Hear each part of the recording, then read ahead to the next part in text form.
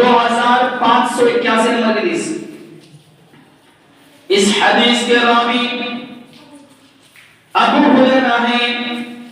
یہ بیان کرتے ہیں کہ اللہ کے نبی صلی اللہ علیہ وسلم نے فرمایا اے میرے صحابہ جانتے ہو کہ مفلس انسان کون ہے، غریب انسان کون ہے، فقیر انسان کون ہے؟ صحابہ نے کہا اے اللہ کے نبی ہم میں سے مفلس شخص وہ ہے، غریب انسان وہ ہے، فقیر انسان وہ ہے، محتاج انسان وہ ہے جس کے پاس نہ درہم ہو، نہ روپیہ ہو، نہ پیسہ ہو، نہ اس کے پاس رہنے کا سامان ہو، کچھ بھی نہ ہو. یہی شخص فقیر ہے، یہی شخص محتاج ہے. نبی صلی اللہ علیہ وسلم نے فرمایا ان المفلس من امتی یأتی یوم القیامت بصلاة وصیام وزکاة ویأتی قد شتم هذا وقذف هذا وأكل مال هذا وضرب هذا فيؤتى هذا من حسناته فإن فنيت حسناته قبل أن يقضى ما عليه أخذ من خطاياهم فطرحت ثم طرح في النار. کہا میری امت میں مفلس شخص وہ ہے جو نماز بھی لے کر آئے گا، جو زکات بھی لے کر آئے گا، جو روزہ بھی لے کر آئے گا، بہت ساری نیکیاں لے کر کے آئے گا، لیکن اس کے ساتھ ساتھ کسی کو گالی دی ہوگی، کسی کو مارا ہوگا، کسی کو ناحق تھپڑ مارا ہوگا، کسی کی زمین و جائیداد ناحق قبض کیا ہوگا، کسی کا خون بہایا ہوگا، کسی کا خون بہایا ہوگا. ایسے لوگوں کی نیکیاں جس کو ہم نے گالی دی ہے، جس کو ہم نے گالی دی ہے اس کو دے دی جائیں گے. جب سب کو دے دی جائیں گے، نیکیاں دے دی جائیں گی، بات دی جائیں گی. کسی کو ہم نے گالی دیا، اب اس کو نیکیاں دے دی جا رہی ہے. ہم نے نماز پڑھی ہے، روزہ رکھی ہے، صدقہ و خیرات بہت زیادہ کیا ہے، اب یہ نیکیاں ہمارے اکاؤنٹ سے دوسرے اکاؤنٹ میں ڈالی جا رہی ہے. میرے پیارے بھائیوں کتنا تکلیف ہوگا جب ہماری نیکیاں دوسروں کو دے دی جائیں گی. اب جب سب کو نیکیاں دے دی جائیں گی تو کیا ہوگا؟ ابھی دوسروں کے حقوق بھی باقی ہیں، تو کیا کریں گے؟ اللہ تبارک و تعالی اس کی نیکیاں، اس کی برائیاں اس کے سر پر ڈال دی جائے گی. اس کے سر پر ڈال دی جائے گی. کس کے سر پر؟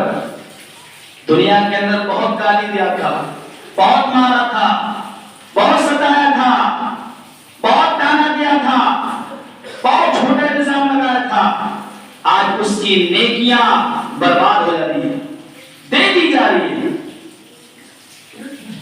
اللہ تبارک و تعالی اس کی برائیاں اس کے سر پر جب ڈال دے گا، اب یہ جہنم کا حقدار بنے گا. اللہ رب العالمین فرشتوں کو حکم دے گا اے میرے فرشتوں اس بدبخت کو پکڑو.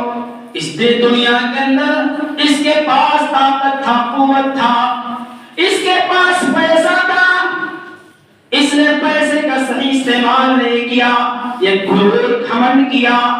آج اس کو کیا کرو؟ اس کی نیکیاں برباد کر دو اور اس کی نیکیوں کو برباد تو کر دو، لیکن اس کو جہنم کے اندر پھینک دو. اس کو جہنم کے اندر پھینک دیا جائے گا. آج میرے پیارے بھائیوں آج کتنے لوگ ہیں، کتنے ہمارے بھائی ہیں جو گالی دیتے ہیں. اگر کوئی ایک گالی دیا تو ہم اس کو 10 گالی دیتے ہیں، اس کو کئی گالیوں سے نوازتے ہیں. گالی دینا بہت بڑا گناہ ہے، کفر ہے.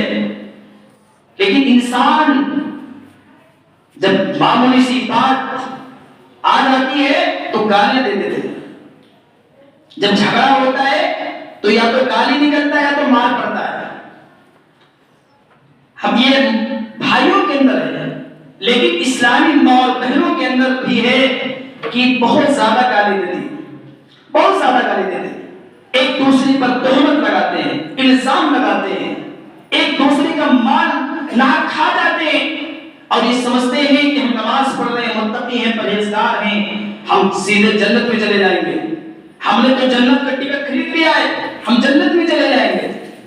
لیکن میرے پیارے بھائیوں ضرور سنو، اگر ہم نے کسی کو گالی دی ہے، کسی کو مارا ہے، کسی کو ناحق تھپڑ مارا ہے، کسی کا خون بہایا ہے، کسی کی زمین و جائیداد پر قبض کیا ہے، تو کان کھول کر کے سن لو، ہماری نیکیاں اگر دنیا کے اندر ہم نے اس بندے سے معافی نہیں مانگی، اگر اس بندے کو ہم نے نہیں دیا، اگر اسی حالت میں مر گئے، تو میرے پیارے بھائیوں ہماری نیکیاں ٹرانسفر کر دی جائیں گی، ہماری نیکیاں جس کو ہم نے گالی دی ہے اس کو دی جائیں گی،